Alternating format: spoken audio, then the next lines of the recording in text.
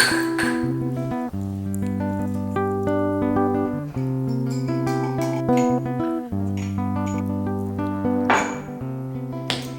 guys, welcome back. Alright, so today I thought it would be helpful to do a video talking about schools. I mentioned in one of my previous vlogs that I would do this video, so here I am. Oh, I've got something in my eye.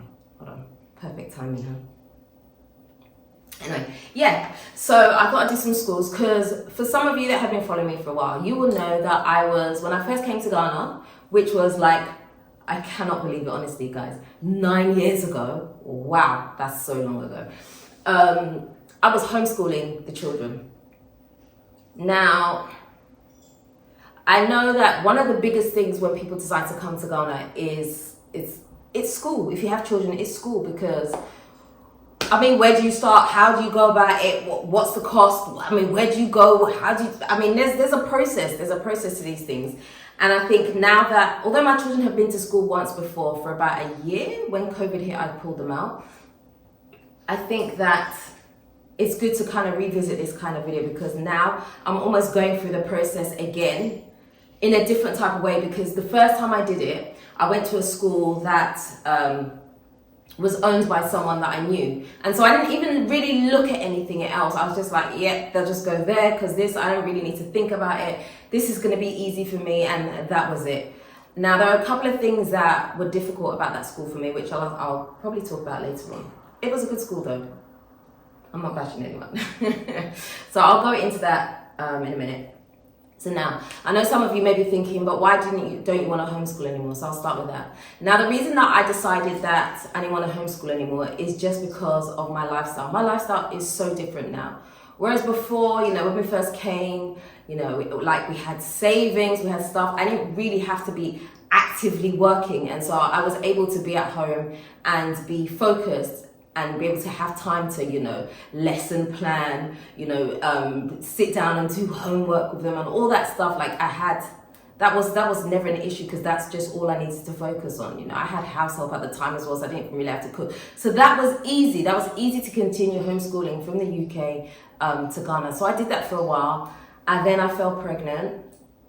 And I was like, I can't do this. So at that point, I knew it. So then homeschooling was kind of like this. It really was. I wasn't very well focused. And then, I had to start working because I had to bring in money. And so I just didn't have the focus to be able to do it. And obviously, not having the focus means they're not going to do it. I've even tried having a homeschooling tutor. I had a tutor who was coming twice a week. But again, that was very difficult for me, because I just don't know what my schedule is going to be like. Sometimes I'm at home, sometimes I'm out. I could be I literally don't have a set schedule. It could be anything. So because of that, the homeschooling tutor didn't work for me, because there was no way that I was going to leave someone in the house with my children while I'm not here. And so that just wasn't going to be an option. So that lasted a few months, and then I just had to cut it off because it just was just too much. Now, another reason I've decided to go down the school route is just because they need to be out of the house. These children gotta go. They gotta go to school. In terms of for socializing aspects, although you can, if you want to do the homeschooling route, I think it's great when you first come, if that's the route that you want to take and you feel you can be dedicated. It's great for that, and especially if you're able to put your children into like different activities and stuff like that. But it does get a little bit more tricky when you have multiples. If you have one or two, it's probably not so bad, but when you've got four children who like maybe different things and all of that, and you've got to be going here, there and everywhere, and you don't have a car, it's probably going to be a little bit more difficult that way to do it. So for me, school is just going to be a great option. It just kills all those birds at once. They get to socialize, they get to do all they're getting their education, they're getting all of it. So now I have been on this journey. When did I first inquire? So the first school I went to, I inquired, that was back in May. Just before the holidays. And I was trying to get them to start at the beginning of the school term. I am here. We are now today's the 1st of October. And they're not in school yet. It has been a sluggish process. It really has. And I'll explain the reason why it's taken all those months. Firstly, it was right before the school holidays, and so that complicated things. So that just left a big delay. And then when they came back, it was almost like people were all over the place. I guess schools were trying to kind of get their students back in and whatever else they have to do. And so it had been very difficult to kind of follow up with schools and get the process moving. So, but anyway, let me tell you what happened with this first school. So initially I had 2 schools that I were looking at that I thought would be really, really good. Now, when you pick a school, this is personally my opinion, okay? Now, this doesn't have to be for everybody, this is my opinion. I think it's good to pick a school that your children can handle, right? Not everybody's child can handle a local Ghanaian school. Not everybody's child can handle a school which is hardcore academic. Every child has different needs. And so for me, I felt that it was important for my children to go to a school that they could be familiar with. So obviously I was looking for some type of international school. Although looking for an international school these days can be tough because everybody calls their school International School of Ghana or whatever. I don't know. I just made that up. I don't know if there's a school called that. If there is, I wasn't talking about you. I just made it up randomly. And so I was looking for an international school, somewhere that they could easily kind of like slot into. And so that's kind of how I went. So I'll just let you get right into, because I know I'm talking a lot. So let's go. School number 1 I went to was Galaxy. Now, the reason I was looking at Galaxy was because I felt like my children would be able to fit in there. I liked the school itself, so I went to visit. I don't know, I had a toss up between 2 schools in the beginning. So it was Galaxy and Cornerstone. Now, the thing I liked about Galaxy is they have two campuses, right? So the first campus they have is in East Legon somewhere, and then they have another one in Ajingono. Now, the one in Ajingono encompasses from primary all the way up to the very, very end, which I love because it meant that all my children go to one campus and they have a school bus, bish bash bosh, job done. Well, that's what I thought. So this school I really wanted and I really went after it. I went to the school myself first. I'm sorry, I have something in my eye. It's actually my eyelash and it's irritating me. It doesn't hurt, it's just irritating me. Let's just deal with this once and for all. Okay, I think I got it. So this school, I really wanted it. I went there by myself initially to see it, to speak to admissions, and they gave me a quick tour of the school and I was like, this is perfect. This is an amazing school. I loved it. I loved their ethos. I loved everything about the school. Everything. And I kid you not, everything. And if you know me, you know how fussy I am. I loved everything about the school. I really did. I definitely envisioned my children going there. I think it would be an amazing school for them. The only thing was, obviously, as it always comes down to it, it's always finance, right? So I'm not going to break down all their costs for you, but I am going to let you know. Now, these numbers are based on my eldest. Okay, he's 14. Now, Galaxy, for the year, admission by itself was 86,000. Now, I can't convert that immediately, so I'll put it on screen. I can't convert it off the top of my head. But Galaxy was 86,000. Now, when you convert that to dollars, it may not seem too wild when you're converting it to dollars, but remember this is Ghana. And that is not the only fee, because remember they're going to have an admission fee, they're going to have an entrance writing fee, they're going to have like, the application form. I believe that's part of the entrance fee, the application form. And then you have to add things like lunch, uniform, extracurricular, books, activities. You have to add a whole lot of other stuff. And before you know it, it starts to get pricey. Now, if I had 1 child or maybe even 2, it would be easier. But I have 4. I have 4 children. And so I was trying to kind of like negotiate, although they're not really open to negotiations like that. But I will tell you something though, Galaxy does do a scholarship, but it's between a certain time frame, which I had missed that time frame. So I was trying to like speak to them, see if there's anything that they could do, because I had 4 and I really wanted to put them into school and the process was just taking so long. And so that just kind of dragged out a lot of my time, because I was really focused on this school. And I tell you, the reason why I wasn't as focused on Cornerstone. Now, Cornerstone is another great school. I really, really liked Cornerstone, although I hadn't even been there yet. I had just been past it a few times, and I just thought it was an amazing school. And I know a few people who also send their children to that school, so I thought, okay, this might be a good school that my children could go to. Now, the thing that initially put me off about Cornerstone was the fact that they only went up to age 15. Now, there was no way that I was going to pay an admission fee as high as what their admission fee is, and then my son have to move to another school in a year's time. So that just for me. So I kind of like put Cornerstone on the back burner, and I was just dead straight focused on Galaxy. And then when Galaxy, the process was kind of taking a little bit of some time for me to kind of get everything together, I decided to go to Cornerstone to have a look. Now, when I contacted Cornerstone, it took a while for me to actually, drag out the answers that I wanted to drag, because, you're speaking to someone on the phone, it's blah, blah, blah, it's difficult. So I found that you actually had to go there. Now, when you went there, you have to book an appointment. You can't just turn up there, by the way.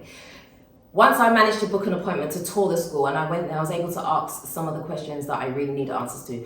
So the first one obviously being, my son is 14, he's about to be 15. Does that mean he can only be here for a year, then he's got to go to another school? And they're like, no, we're actually in the process of graduating them. So that was like, okay. So they were able to graduate him from 14, 15. I think they said they got to like 19 or 20 or something like that. They actually go all the way up. I don't know what you call it. Like, it sounds like college to me, right? I don't know if that's what they actually call it. I can't remember what she said. So I was like, that is really good news. So I went, toured the school. Again, I really, really liked it. All the rooms were like air conditioned. That's important to me. Yes, that's because I'm a bit bougie. Yes. So I wanted them to be in classrooms that there was air conditioning. The children that go there are quite versatile too. They have some nice extracurricular activities. I mean, on the whole, it was pretty good. Now, my only downside to this school really was the fact that obviously my children are different ages. So I have a 6-year-old, an 11-year-old, a 13-year-old, and a 14-year-old.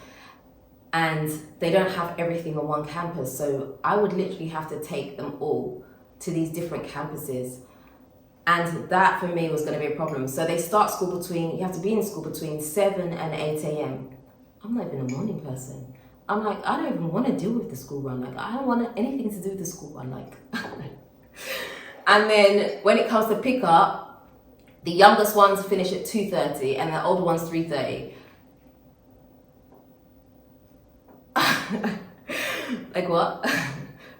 All these different campuses and different times. Like, how are we going to work this out? I don't understand.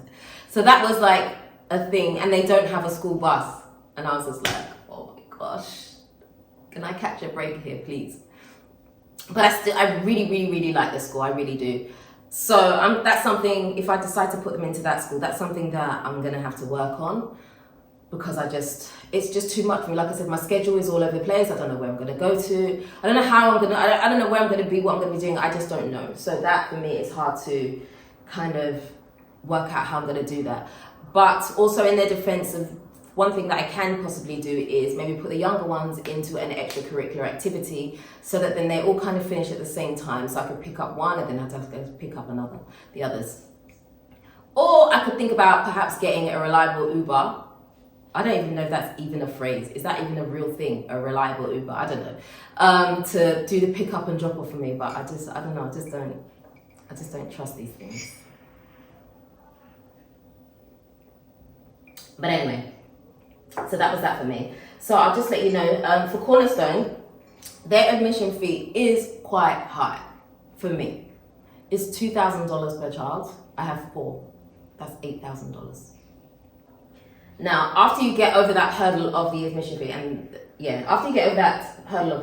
fee, now their fee for the year, again, this is based on the older ones, is about 26,000 cedis for the year. And so that's spread over 3 terms, which is not bad, really, is it? Again, they do have other things. Sorry. They do have other things that are going to be in there, you know, like you're going to have your uniform, extracurricular activities and things like that. And they did tell me that the older two would need laptops. So again, that's something that I'd have to look into because those are extra costs. The younger ones though, the younger ones only have 2 semesters, which is good. So their overall fee for the year is going to be a little bit lower than the older two. Like the termly fees, I don't mind so much because if I was to put them there, the termly fees are fine for me. It's literally the hurdle of the admission fee, which I'm sure everybody has to jump over that hurdle. There's nothing you can do about it. Every school in Ghana has an admission fee. Sometimes the fee is crazy, sometimes it's not so bad. But again, like I said, I love Galaxy and I also love Cornerstone, so you know.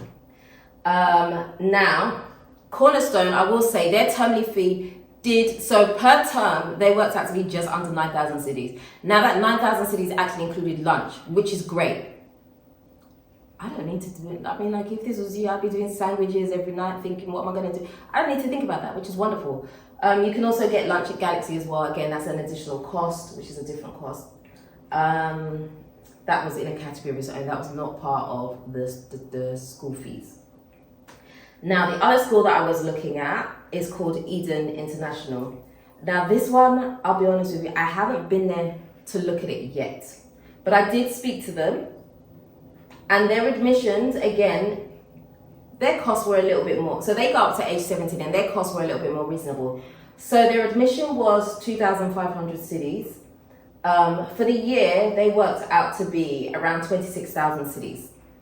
So that's not too bad. I mean, everything just gets crazy once you have multiple children. That's when it's like, this is now like a mortgage. But actually, Eden was pretty good. I haven't been to see that. I don't know why I haven't been. There's probably nothing wrong there. I just haven't been. I'm a person that I kind of go with my gut a lot. And my gut has always been between those 2 schools. And if you had asked me like 6 months ago, which 2 schools would you pick? Those were the 2 schools that I would have looked at.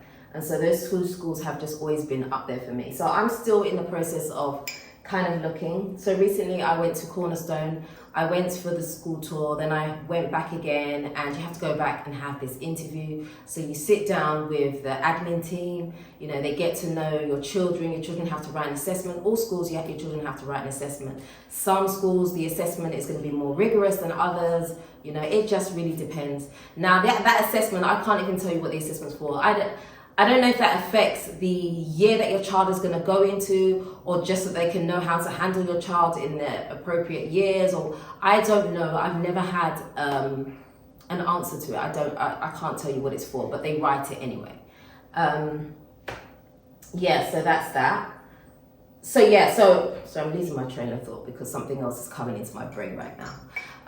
So I went, I had the interview, and then they talked to me first. So they just asked me about myself, what I do. I guess just wanting to learn a bit more background, which is fine. And then afterwards they interviewed the children. They talked to the children, what do you like, what don't you like? You know, how do you feel about starting school? All those kind of questions. And one question they did ask me, in fact, was why my children hadn't been to school for so long. So obviously I had to give them the story as to how I am, where I am, and all of that. I mean, it does kind of feel a little personal at some points, but I also do understand the reason why they're asking, but it does feel personal. So although I'm not against it, it does feel personal, but it was fine.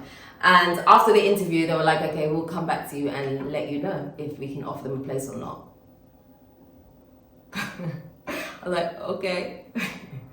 I don't know. I find that so strange. Although every school does it, I just find that strange that once you bring your money and they've seen your children, like, when do I start? I just feel like that's how it should be. I guess because I'm used to the way that it's done in the UK.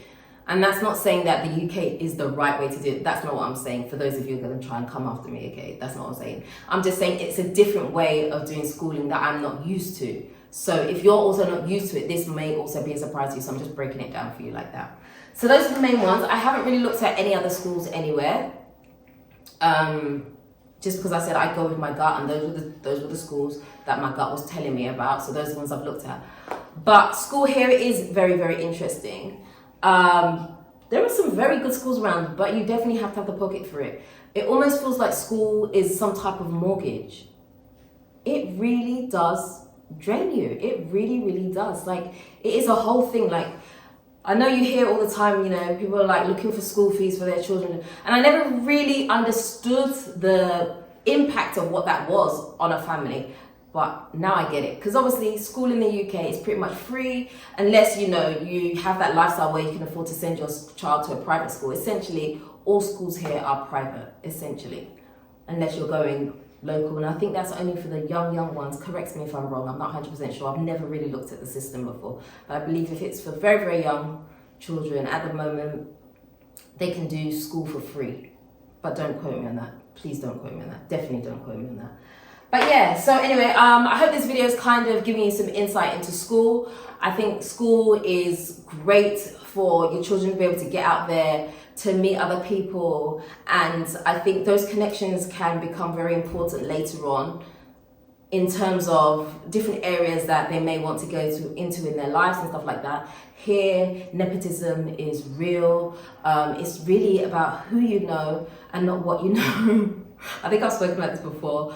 And so I think putting your children into school definitely gives you that bonus. But again, it can also work for you as a person. So if I'm here, right, and my friends are, you know, they work in some really prestigious places or they have great businesses, I'm sure that I could possibly put in a word and be like, look, I want my child to come and work here, and I'll be able to do that. So that's kind of like how Ghana is. It's really about who you know. So my contacts, their contacts that they're going to create at school too, that's all going to help depending on the area that your child wants to go into. And yeah, that's it. So that's the end of the video. I hope you've been able to unscramble everything that I've talked about. I know sometimes I do talk a bit fast. It's just because my brain works like that. And sometimes if I don't say quickly what I'm going to say, my brain moves on to something else just because it's so fast. And so yeah, that's it. That's all I wanted to say. Anyway, if you have any questions for me, you can leave them in the comment section below and I'll do my best to answer them as best I possibly can. If you haven't already subscribed to this channel, do me a favor. Hit the subscribe button and the notification bell. Don't forget to like, share this video,